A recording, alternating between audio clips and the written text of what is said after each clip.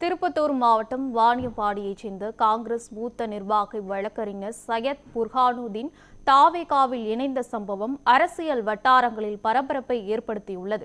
Tamil Nadu Congress committee மாநில பொதுக்குழு உறுப்பினர், அகில இந்திய காங்கிரஸ் விவசாய பிரிவு தேசிய இணை ஒருங்கிணைப்பாளர் மற்றும் வாணியம்பாடி சட்டமன்ற தொகுதி பொறுப்பாளர் உள்ளிட்ட அனைத்து பதவிகளிலிருந்தும் அவர் ராஜினாமா செய்துள்ளார்.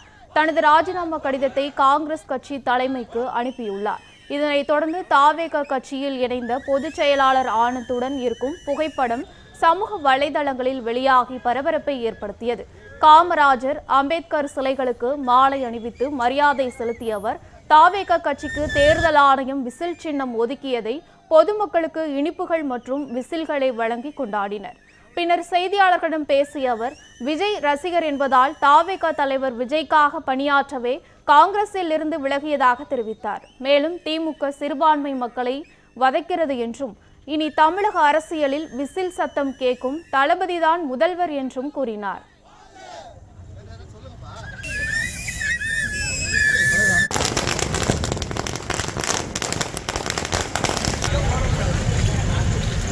நான் கடந்த 18 ஆண்டு காலமாக காங்கிரஸ் கட்சியில் மாணவர் காங்கிரஸில் தொடங்கி அகில இந்திய தேசிய ஒருங்கிணைப்பாளராக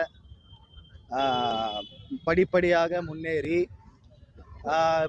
கடந்த 10 ஆண்டுகளில் நான் ஒரு 7-8 மாநிலத்திற்கு தேர்தல் பொறுப்பாளராக பணியாற்றி உள்ளேன்.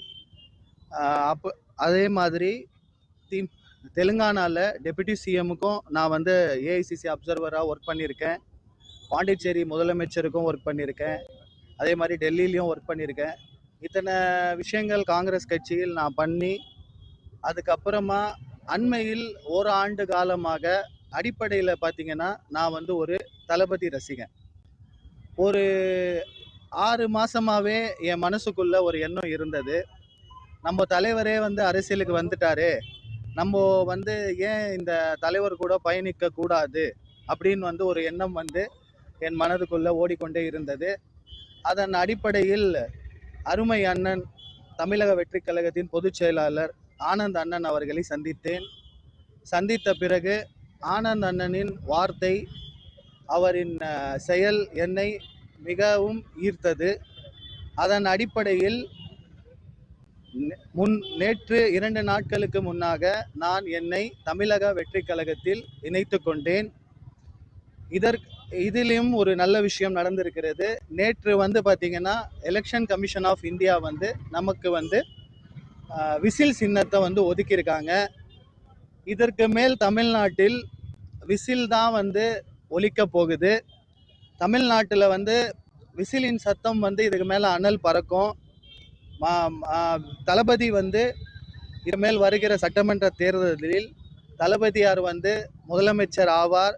அந்த முதலமைச்சர் ஆவதற்கான வேலைகளை இன்று முதல் நான் அடிப்படை தொண்டனாக தமிழக வெற்றி கழகத்தில் செயல்பட்டு நான் தளபதி முதலமைச்சர் ஆக்குவதற்காக உழைப்பேன், பாடுபடுவேன் என்று தங்கள் வாயிலாக கூறிக்கொள்கிறேன்.